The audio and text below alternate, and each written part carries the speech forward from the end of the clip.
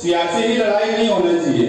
कभी कभी ऐसा भी वक्त आता है कि शहर के लिए अगर सोचने का सवाल आ जाए, क्योंकि ये लड़ाई जो है सिर्फ वो मेरे अकेले लड़ लेने से हम जीत जाएंगे ऐसा नहीं है। लेकिन मैं आप लोगों से ये वादा करता हूँ, अगर ये मालेगांव शहर के लिए अगर लड़ने की जरूरत पड़ गई तो मैं सब सियासी पार्टियों के पास जाऊंगा, सब सियासी पार्टियों के लीडरों से मिलूंगा, उनको बोलूंगा कि आप वो शहर के लिए एक साथ आए।